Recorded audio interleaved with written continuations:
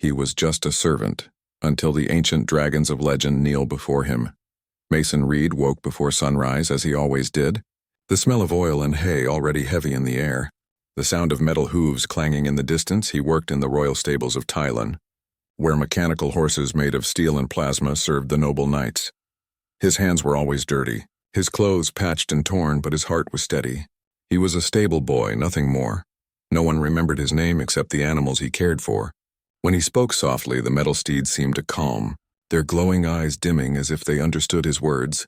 The other workers joked that Mason had magic hands, but Mason only smiled. He didn't believe in magic, not anymore. The sky that morning was strange. The air felt heavy like a storm waiting to fall, but there were no clouds. Mason looked up from polishing a horse's armor plating for a moment. He thought he saw something glimmering far above the palace towers, a faint shimmer like wings catching sunlight. Then it was gone, boy, Commander Garrett barked, his voice sharp like a blade. You missed a spot again. He kicked over the water bucket just to see Mason flinch. The commander laughed and walked away, his armor shining like fire in the dawn. Mason sighed quietly and began cleaning the floor again. No matter how hard he worked, it was never enough. From the far end of the stable, a girl's voice called. Don't mind him, Mason. It was Ree, the falconer's daughter. Her hands were covered in feathers and grease from tending the royal hunting drones. Garrett was born angry, she said. Mason smiled, grateful for her kindness. Ree was the only person who treated him like he mattered. What if one day, Mason said softly, I just walked out of here, left the kingdom. Saw what's beyond these walls, Ree laughed. And leave your horses, you'd never do that, she teased. But Mason didn't laugh back. Sometimes he dreamed of something greater, even if he didn't know what it was. By noon, the palace bells began to ring, not for celebration but alarm. People rushed through the streets shouting that something was coming from the skies. Mason ran outside. The sunlight dimmed, though no cloud passed overhead. He looked up and his heart froze. 7 shadows moved across the sun. Fast and silent, their shapes were too large, too perfect to be birds or airships. Wings stretched across the sky like mountains of light and metal. Every heartbeat echoed in his ears. The ground itself seemed to tremble. The first of them descended with a sound like thunder rolling across the world. It wasn't a machine. Not like the ones humans built, it was alive, yet forged from ancient metal. Scales glowing like molten gold, its eyes older than time. The crowd screamed and scattered.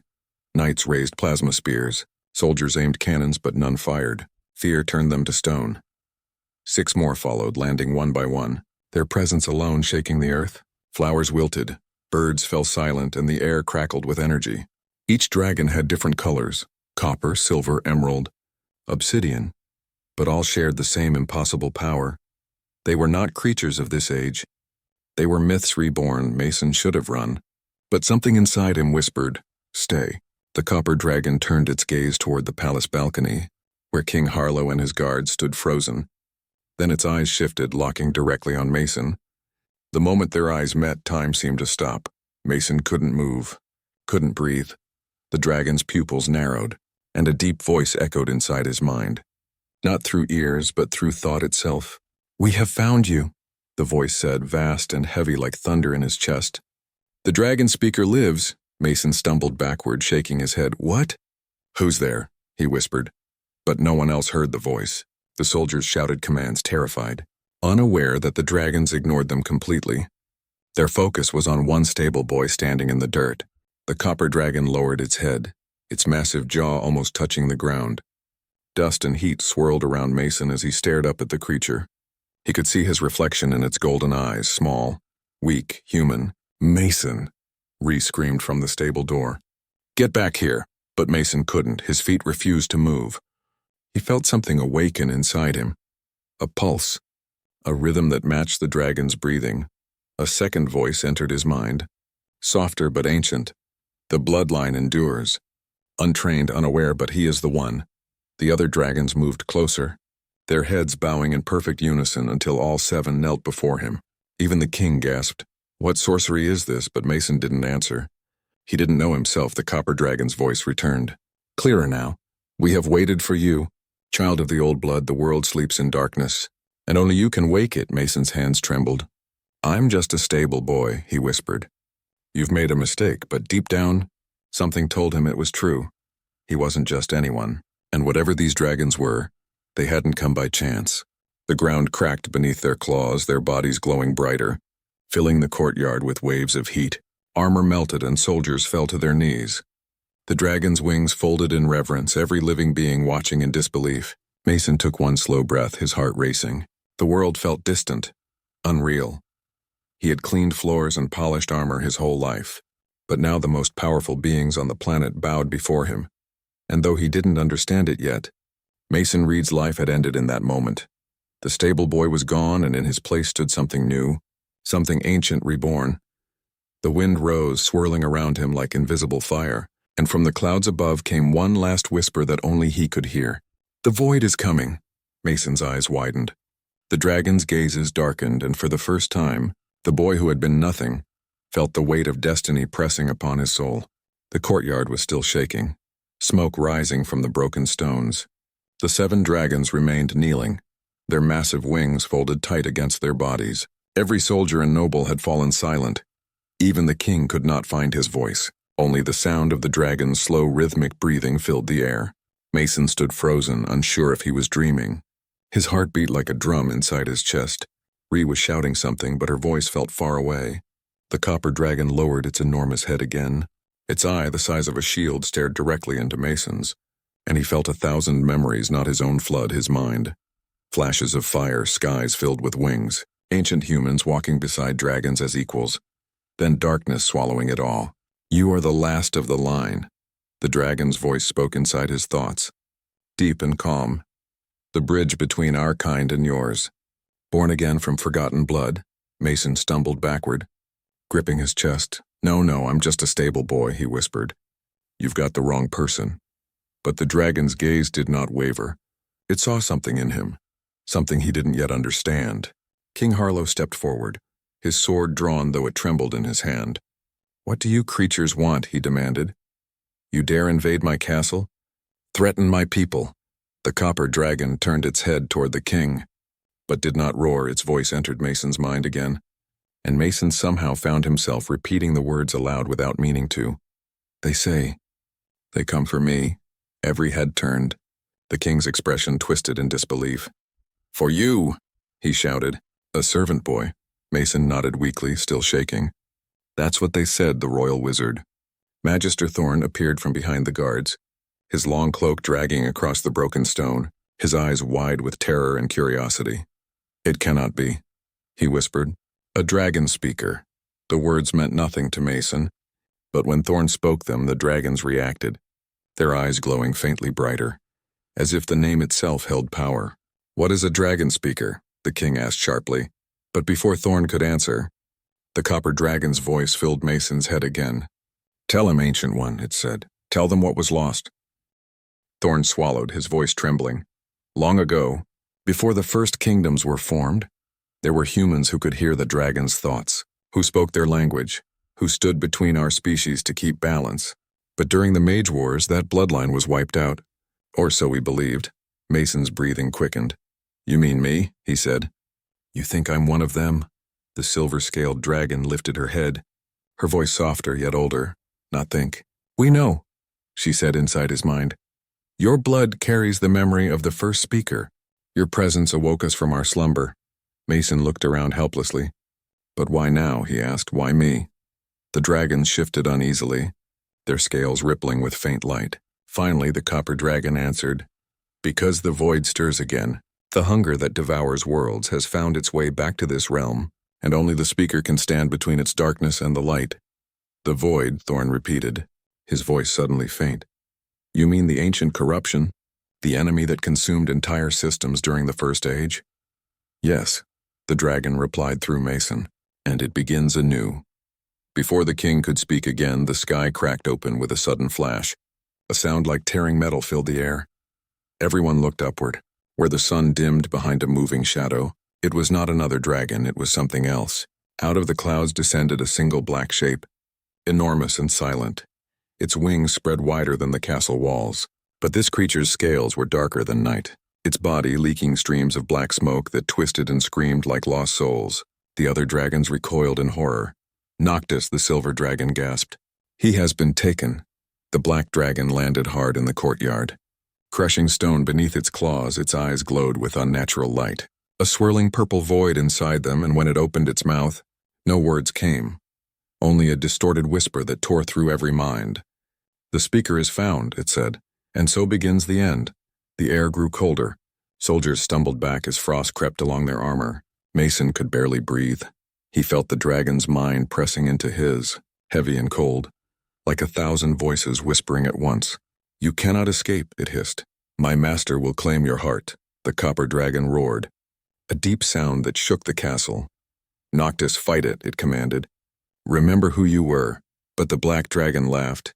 A broken sound that was both voice and echo. "There is no Noctis, only the void." Without warning, the corrupted dragon lunged, its claws slicing through the air toward Mason. The copper dragon moved with impossible speed, slamming into the attacker. The collision sent shockwaves across the courtyard. Fire met darkness, sparks and black mist filled the sky. Mason fell backward, covering his face. The heat burned his skin even from a distance. Ree ran to him, grabbing his arm. "We have to go," she cried. But Mason shook his head, his eyes wide. "They're fighting because of me," he said. His voice breaking, Thorn pulled him up. "Boy, listen to me. You must hide. Now." But Mason's legs refused to move. His mind was filled with voices, some calling his name, others screaming in a language he couldn't understand. The connection between him and the dragons pulsed stronger with every heartbeat. Through the chaos, he heard the copper dragon's voice again. Strained and desperate, "You must awaken, speaker, or all is lost."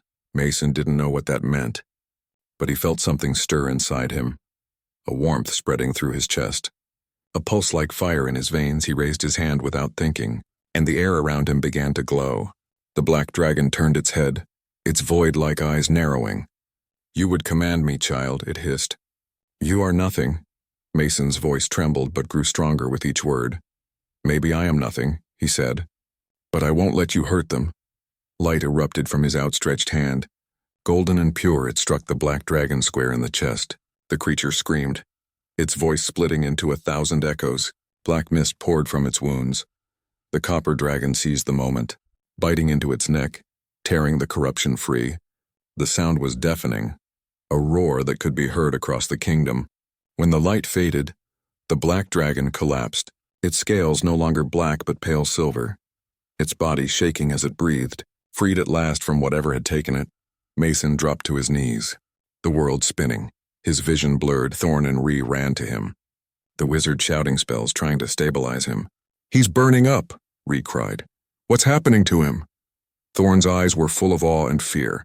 "He just cleansed a dragon touched by the void," he said. "Something no mage could ever do. He is truly the dragon speaker." The last thing Mason saw before everything went dark was the copper dragon's massive face lowering beside him, its eyes glowing softly with pride and sorrow. "Rest now, young one," it whispered in his mind. "You have taken your first step." And then everything faded into silence. When Mason opened his eyes again, everything was quiet. The world felt soft and heavy, as if wrapped in fog. He was lying on a bed far softer than anything he had ever touched. Silk sheets instead of straw. Warm light glowing through tall windows carved from crystal. His body ached all over, and when he tried to sit up, the room spun around him. A gentle voice came from the corner. "You shouldn't move yet," it was Ree, her hair messy, her eyes red from lack of sleep. "You've been unconscious for 3 days," she said. Mason blinked at her, confused. 3 days, he whispered, his voice weak. "What happened?" Ree smiled faintly, though her hands trembled. "You saved us, Mason. The dragon said you cleansed the corruption from Noctis.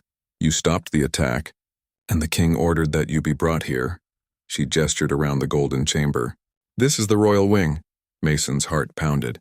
Fragments of memory returned, flashes of black mist, fire, the copper dragon's voice echoing through his head. "You have taken your first step." He pressed his hand against his chest, half expecting to feel the same burning power again, but now it was just warmth, resting quietly beneath his skin. Before he could speak again, the door opened, and Magister Thorn entered, leaning heavily on his staff. The old wizard's face looked even older than before, but his eyes burned with curiosity. "So," he said softly, "the stable boy lives."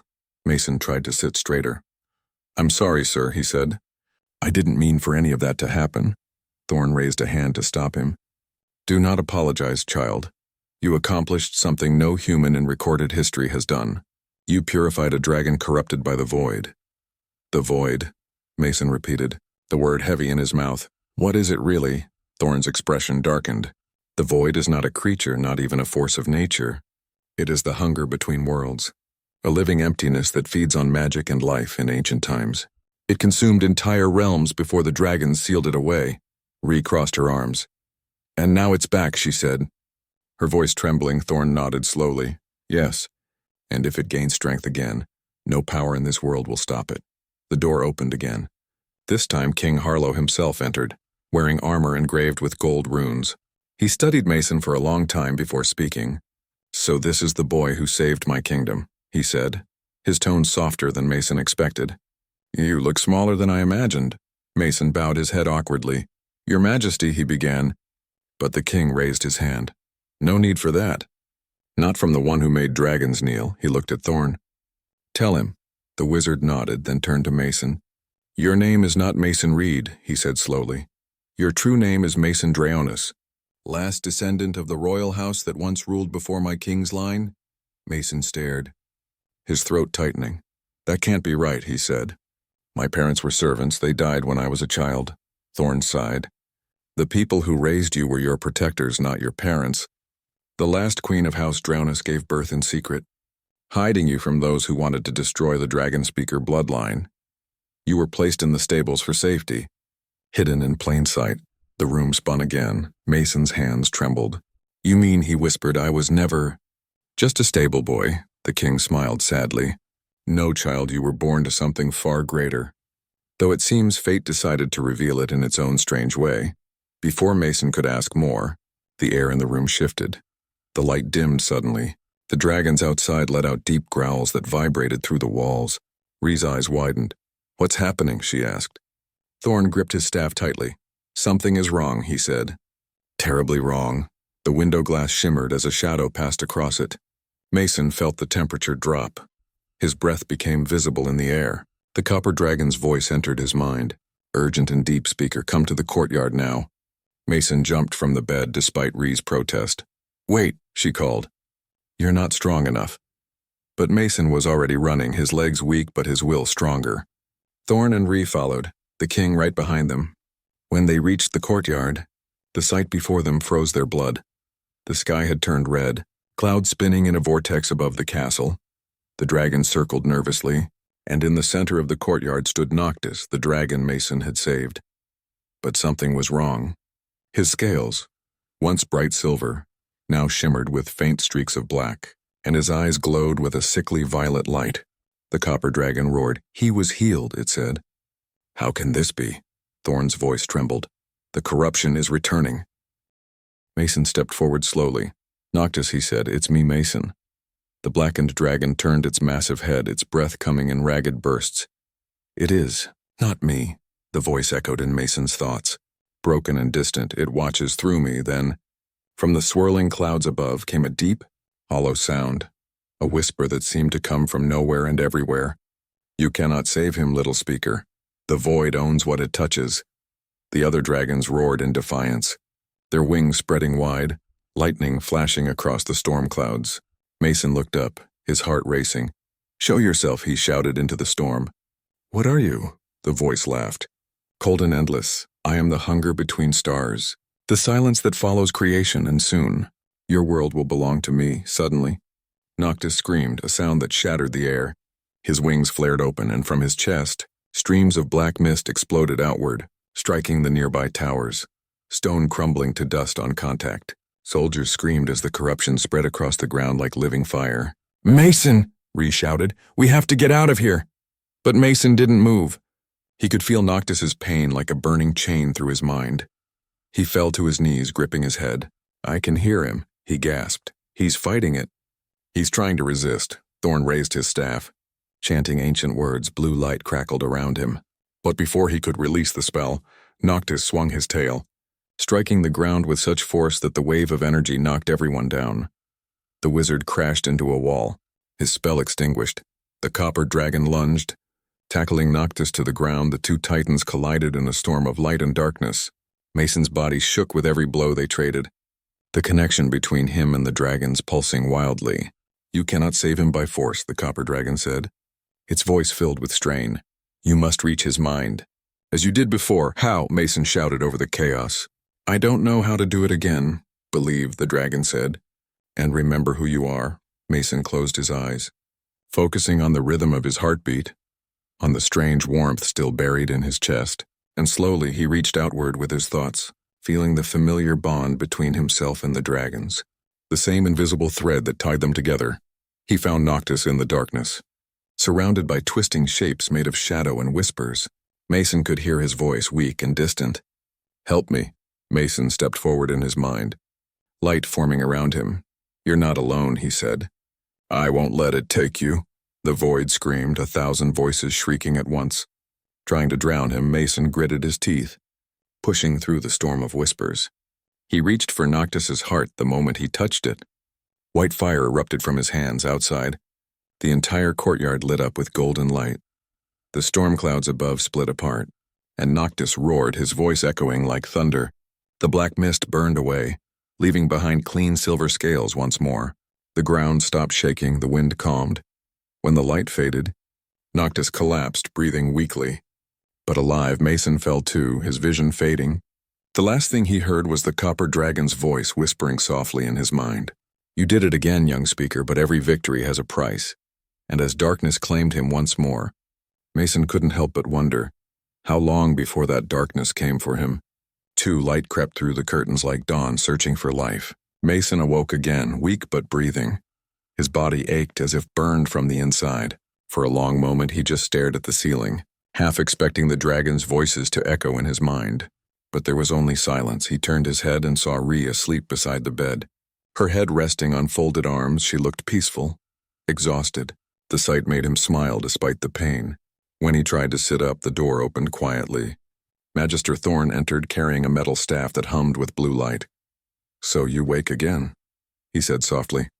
"And you look less dead this time." Mason tried to laugh but coughed instead. "I feel like I fought the sun," he said. "What happened to Noctis?" Thorn's eyes brightened. "He lives, thanks to you," he replied. "But the corruption left scars, dark veins in his wings that no dragonfire can cleanse. Still, he bows to you now, they all do."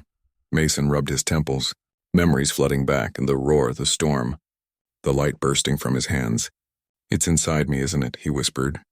"The void touched me too." Thorn hesitated. "Perhaps, but the dragons believe your blood holds its opposite, the essence that binds rather than devours. That is why they call you Speaker."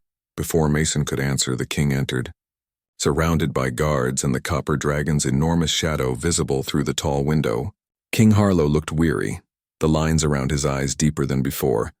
"I trust the boy lives," he said to Thorn, then turned to Mason. "I am told you risked your life twice to save creatures older than history itself." Mason lowered his eyes. "I only did what I thought was right." The king smiled faintly. "That humility suits you, but you must understand what you are." "Mason Reed," he paused, "or should I say, Mason Drownus." The name hit him again like thunder. "You said that before," Mason murmured, "but I don't believe it." Thorn stepped closer, placing a small silver emblem in his hand, a medallion shaped like a dragon's wing with faded blue stones. "This was found sealed beneath the stables after the battle. It carries the royal seal of House Drownus, and it responded only to your touch." The moment Mason's fingers brushed the metal, faint light pulsed within it, patterns shifting like a heartbeat. The dragons outside stirred, their heads turning toward the castle at the same instant, the connection between them awakening again. Rhea woke with a start, blinking at the scene. "What's going on?" she asked. "The truth," Thorn said, his voice filled with awe. House Drownus was the first bloodline of dragon speakers, the ones who forged peace between humans and dragons in the First Age when they fell. The dragons withdrew and the world forgot. The king looked at Mason solemnly. "You are the last of that house, hidden as a servant so the mages who betrayed the old pact would never find you." Mason's breath caught. "Then why did you let me live in the stables?" he asked quietly. "Why didn't anyone tell me?" Harlow sighed. "Because none of us knew, child, only the dragons did. They slept for 8 millennia waiting for the bloodline to rise again. And when you cleansed Noctis, the prophecy was fulfilled." Rhea touched his arm. "So what now?" she asked. "You become some kind of king. Mason shook his head. I don't want a throne, he said.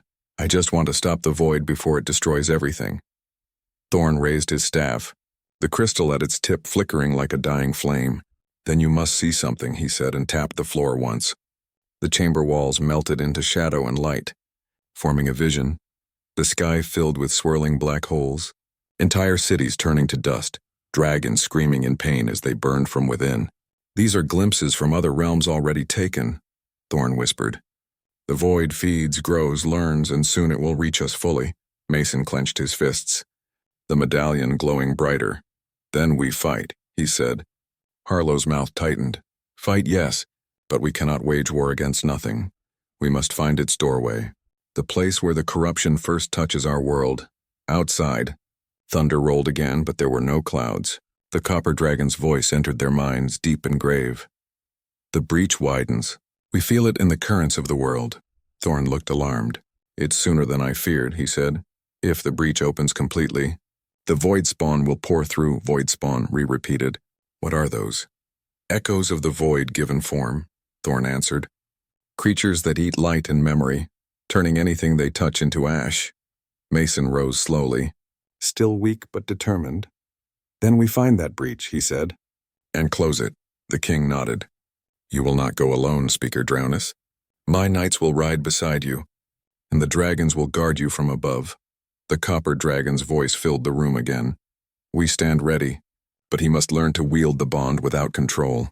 The link could burn him alive. Mason felt fear twist in his stomach. But he met the dragon's gaze through the window. Then teach me, he said. I don't care how much it hurts. Thorn gave a single nod. So be it, he said. Training begins at sunrise. That night, Mason could not sleep. He stood on the balcony overlooking the courtyard where 7 dragons rested like mountains of living flame. Rejoined him quietly, her hand brushing his arm. You're different now, she said, but you still look like the same boy who cleaned stalls. Mason smiled faintly. Maybe that's all I'll ever be, he said. A boy trying not to mess things up. Ree looked up at the dragons, their scales reflecting starlight. You've already changed the world, she whispered. Maybe you were always meant to. The wind shifted. Carrying a low hum through the air, Mason's medallion warmed against his chest. Somewhere far to the north, thunder rolled again. Deeper, older, a pulse of power he could feel even from here. The copper dragon opened one golden eye, sensing it too. The void stirs, its voice whispered inside his mind. And it knows your name now. Mason's heart tightened. The stars above seemed to flicker like dying embers. He gripped the medallion tightly and whispered to himself, then let it come, from the dark horizon. A faint red glow rose like distant fire, unseen by most of the sleeping kingdom. Only Mason and the dragons felt its breath. A warning of what waited beyond the mountains. Tomorrow he would begin his training. Tomorrow he would learn what it truly meant to be the dragon speaker. But for now he stood between 2 worlds, one that feared him, and one that needed him, caught in the silence before the storm. Morning came like a whisper before the storm.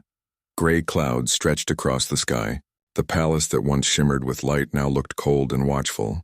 Mason stood at the edge of the courtyard, wind tugging at his cloak, his hand clutching the silver medallion that pulsed faintly against his chest. 7 dragons circled above, their wings casting vast shadows over the kingdom, and in the courtyard below, rows of knights waited in silence. Armor gleaming, faces pale, the air itself felt heavier, as though the world held its breath.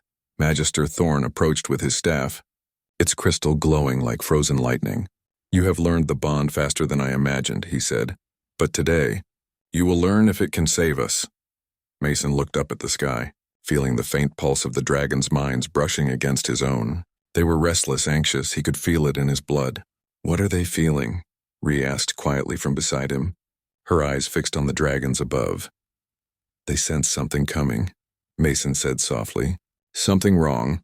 The copper dragon's voice filled their thoughts, deep and resonant like the heartbeat of the earth itself. The breach has opened.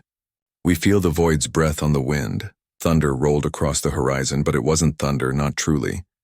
It was something else, a distant roar that seemed to stretch across the sky. The knights shifted uneasily. Hands tightening around sword hilts, the king stepped forward, his golden armor shining in the pale light. Everyone to your stations, he commanded. The city must be protected. No matter what comes, Mason closed his eyes, and the connection between him and the dragons deepened. He saw through their eyes, the world from above, mountains bending into valleys, the forest swaying in the wind, and beyond it all, a shadow spreading like spilled ink. The void spawn were coming.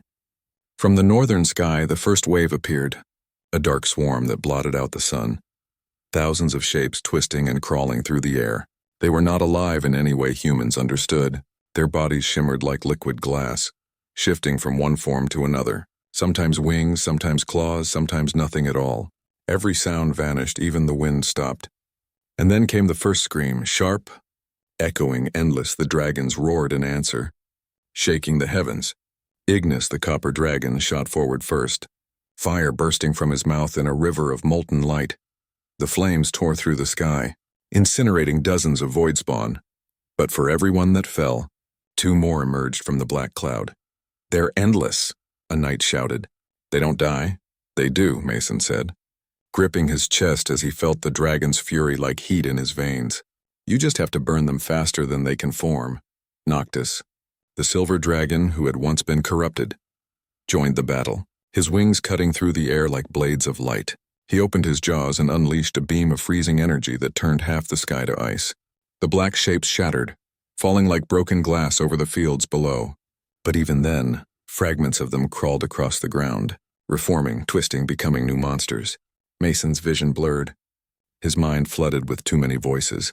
Dragons roaring, soldiers screaming. The echo of the void whispering at the edge of his thoughts. "You cannot win, child of dust. We are the hunger that never ends." He clenched his fists. "You will not have this world," he growled. Thorn's voice called from below. "Speaker, link them, all of them." Mason hesitated. "That could kill me."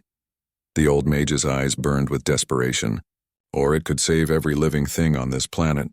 Mason took a breath, his pulse thundering in his ears. Then he reached out, not to one dragon, but to all 7.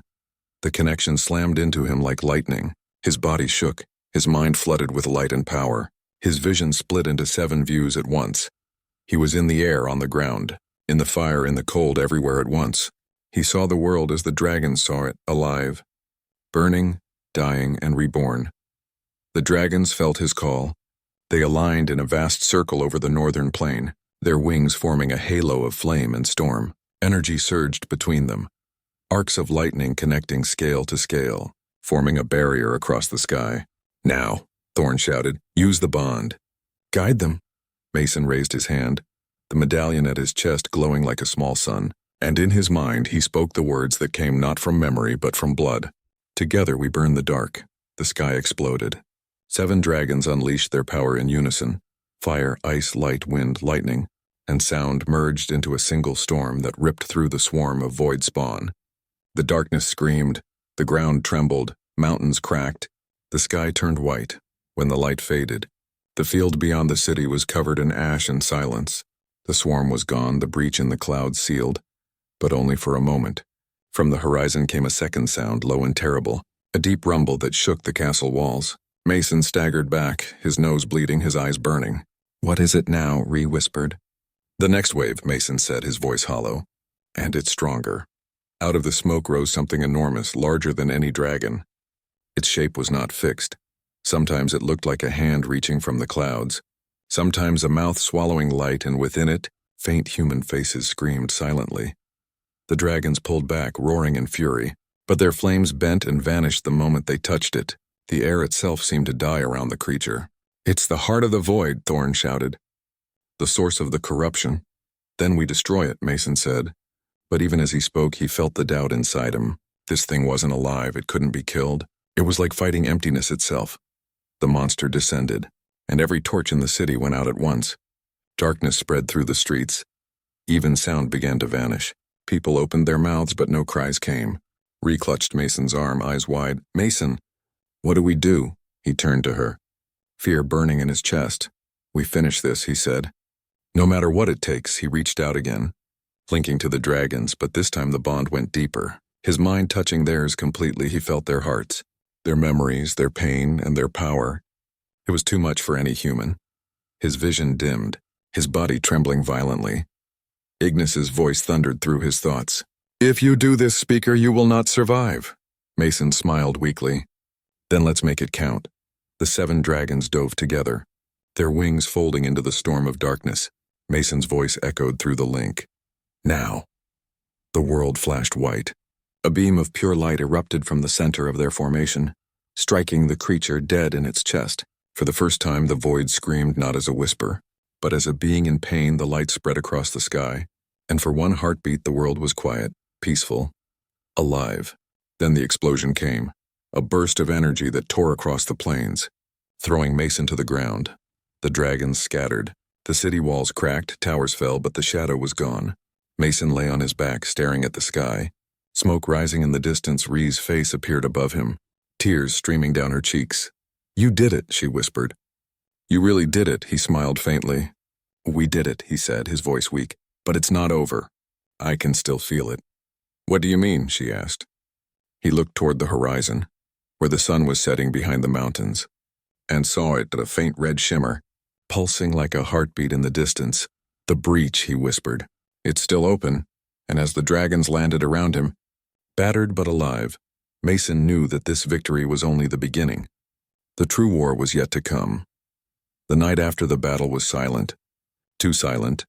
No birds, no wind, only the faint crackle of burning ruins far beyond the castle walls. The city still smoked from the fight, its towers broken, its people shaken but alive. The dragons rested across the fields, their wings torn, their scales dim, yet their eyes watched the horizon. Mason stood on the highest tower, wrapped in a torn cloak, the silver medallion still glowing faintly against his chest. Each pulse matched the slow beat of his heart. He felt both alive and empty, as if part of him had burned away with the light. Ree climbed the stairs behind him, her boots echoing softly. "You should be resting," she said, but her voice lacked its usual strength. "The healers said you nearly burned yourself out." Mason didn't turn. "There's no time to rest," he said quietly. "I can still feel it, the breach. It's still open somewhere beyond the mountains." From the dark field below, Ignis the copper dragon lifted his head. "He speaks true." The dragon's deep voice rumbled through the night. "The wound between worlds has not healed. We sense the void pressing against it." Thorn joined them, leaning on his staff, his face pale. "Then we must close it before the next wave arrives," he said. "The barrier will not hold twice." The king entered the tower room wearing armor streaked with soot. "We have barely rebuilt our walls," he said.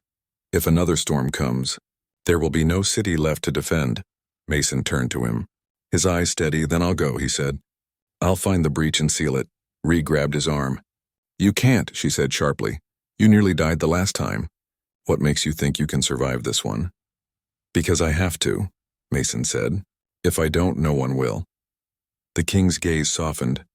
He saw in Mason not a boy, but the leader the world had needed. "If you must go, you will not go alone," he said. "My knights will ride, Thorn will guide, and the dragons will carry you." The dawn came blood-red, clouds curling like smoke. The 7 dragons gathered in the courtyard, their breath misting in the cold air. Knights mounted air steeds. Mages prepared their spells. Mason approached Ignis, who lowered his great head so that Mason could climb onto the broad scales behind his neck. Ree stood before him, her eyes wet, though she tried to hide it. "Promise you'll come back," she whispered. Mason smiled faintly. "I promise," he said, though deep inside, he knew promises meant little in war. The dragons rose together, the earth shaking beneath their wings. The army followed beneath, a river of light moving north, across mountains of ice and valleys blackened by fire. As they flew, Mason felt the pull stronger, the medallion against his chest growing hot. The closer they came, the more the air itself began to tremble. By the time they reached the northern peaks, the sky had turned violet. Cracks of red lightning splitting the clouds, and there it was, the breach. A tear in the world hanging above a frozen plateau, swirling like a wound that bled darkness instead of blood. Through it came faint whispers, thousands of voices calling at once. Thorn shouted over the roaring wind. "There! Do you see the black crystals around it?" He pointed with his staff. "They anchor the breach to our world. Destroy them and the gate will collapse." The dragons landed with thunderous force, shaking the ice. The knights formed ranks around Mason, weapons ready. But from the breach poured shapes of shadow, humanoid yet wrong, tall and thin, faces blank, eyes burning like hollow stars. "The void spawn guard their master," Ignis warned. his claws digging into the ice. "Be ready." The battle erupted before the first command could be given. The spawn rushed forward, hundreds of them. The dragons unleashed fire and frost. Lightning and wind, the knights charged behind them, swords blazing with spellfire. Mason felt the link to every dragon flare to life, pain stabbing his mind as their fury filled him. He raised his hand, the medallion blazing. "Focus on the crystals," he shouted. "I'll cover you." Noctis, still scarred from his corruption, dove toward the first crystal and struck it with a beam of energy. Cracks spread across the black stone, but before it shattered, tendrils of shadow lashed out, piercing his wings. He roared in pain. Mason screamed, feeling it through the bond. "Hold on," he whispered. "Just a little more." He reached out with his mind, light forming at his fingertips. The same fire that had saved Noctis once before, it struck the crystal, shattering it in an explosion of blinding white. The first anchor was gone, but Mason staggered. Blood dripping from his nose, Thorn's voice came faintly through the chaos. "Each time you cleanse one, the void feels you. It learns your strength." "You cannot do too many," Mason ignored him. There were still 5 crystals left. The dragons fought desperately, but for every creature they burned, 10 more crawled from the shadows. Then came a new sound. A slow, heavy heartbeat that made the air ripple. From the breach emerged something massive, taller than the castle itself, a being of pure darkness shaped like a knight wearing armor made of stars. Its face was nothing but a swirling void. "The Sentinel!" Thorn gasped. "The guardian of the breach." The Sentinel raised its hand and the world darkened. Even the dragon's fire dimmed. Mason felt the pull of it, like gravity trying to tear him apart. His body trembled, his strength fading. "I can't." "Hold it," he said. Ignis's voice thundered in his skull. "You can, Speaker, remember the light. Remember who you are." Mason looked down at the medallion. Its glow now faint, almost gone, and in that moment, he saw Rhee's face in his memory. Her eyes bright, her voice saying, "Remember who you are. Not just who they say you are." He closed his eyes, drew a deep breath, and shouted, "All dragons through me." Now, the link flared, the pain unbearable. 7 minds joined his, their souls merging into one storm of power.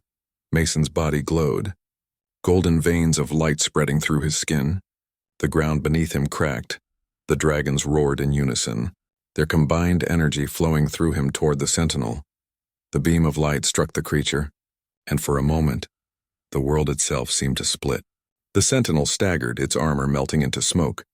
But the energy backlash hit Mason like a tidal wave, throwing him to the ground. Thorn screamed his name. But Mason couldn't hear him anymore.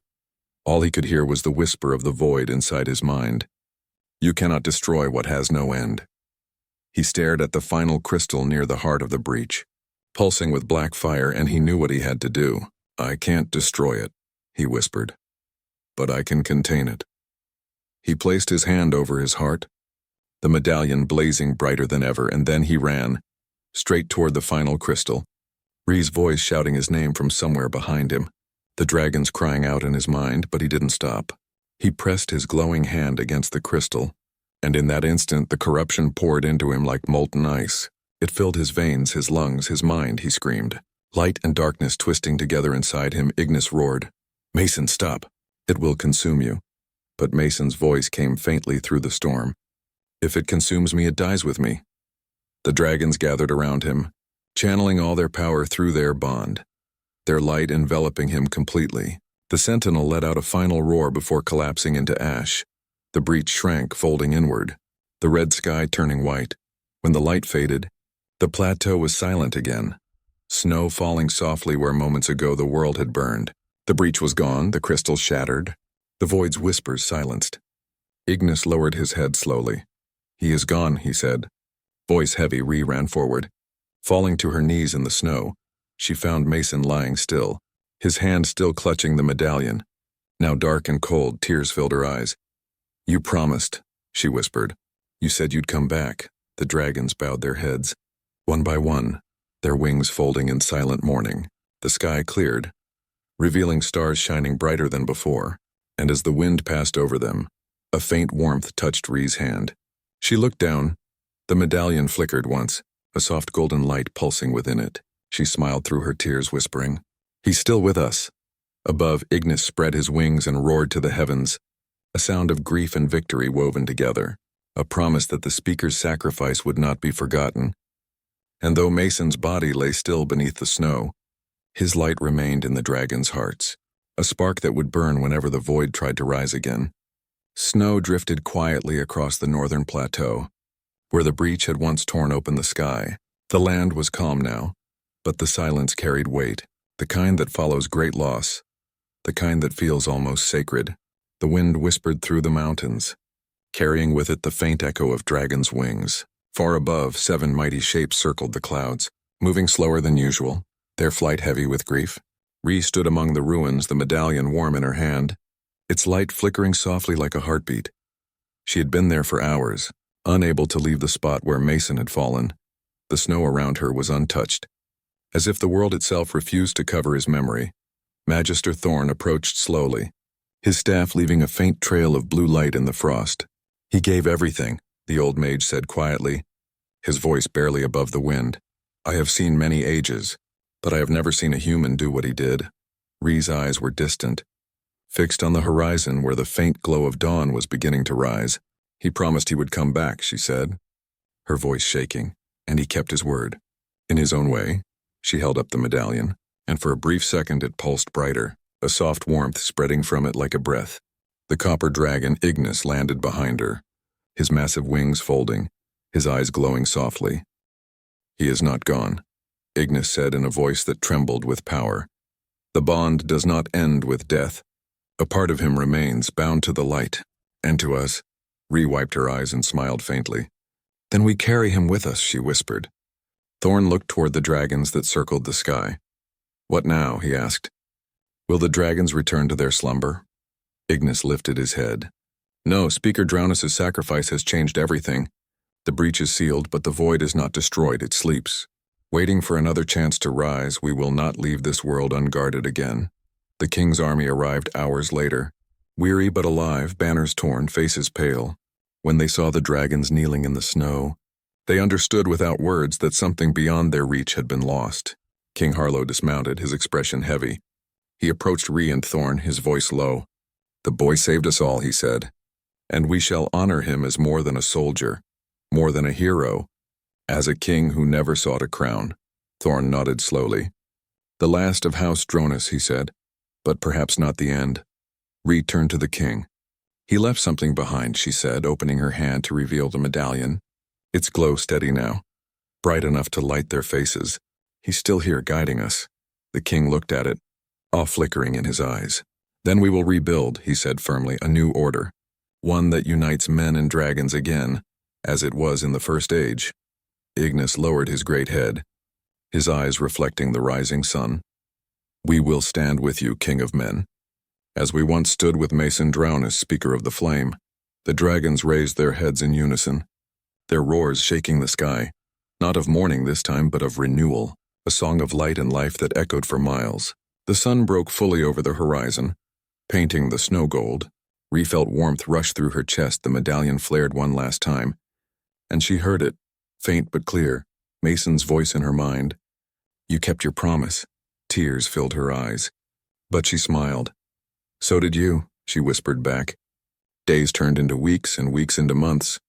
The kingdom of Tylon began to rise from the ashes, with dragons flying above its towers and humans working beside them. The fear that had once divided them was gone, replaced by awe and respect. Thorn oversaw the rebuilding of the Mage Order, teaching new apprentices about balance instead of control.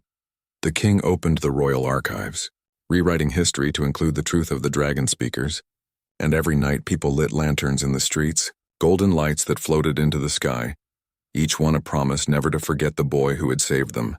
Ree worked alongside the royal falconers again, but she was different now, stronger, quieter. Whenever she looked up at the sky and saw the dragons passing overhead, she felt him there in the wind, in the sunlight, in the warmth that lingered even after the storms. One night, months after the battle, Ignis called her to the courtyard. The air shimmered with heat as he landed, his eyes glowing with that same calm power. "The Eastern Conclave has awakened," he said. "They wish to meet the new guardian of the Speaker's flame." Ree frowned. "Guardian?" she asked. Ignis lowered his head closer. "The medallion chose you. Its light responds only to your heart. The bond remains through you now." She looked down at the medallion hanging against her chest. It pulsed faintly, like a heartbeat, and for the first time she understood. She wasn't just carrying Mason's memory, she was carrying his power, his legacy. "I'll go with you," she said softly. "If the world still needs protecting, I won't let his sacrifice fade." Ignis's great eyes glowed warmly. "Then let us fly," he said, and with a single beat of his wings, they lifted into the night sky, stars glittering like a sea of light below them as they rose higher. Ree looked down one last time at the world Mason had saved. The mountains gleamed silver in the moonlight. Rivers sparkled like glass, and far in the distance, she could see the faint shimmer of something golden in the snow, the place where he had fallen. Still glowing softly as if the earth itself remembered, Ignis's voice filled her mind, steady and proud. "The speaker's light never truly dies. It only changes hands."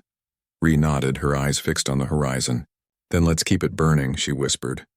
Far away, deep in the cold void between worlds, something stirred. Faint ripples moved through the darkness. A whisper echoed through the silence, low and distant. "The light survives, but so do we."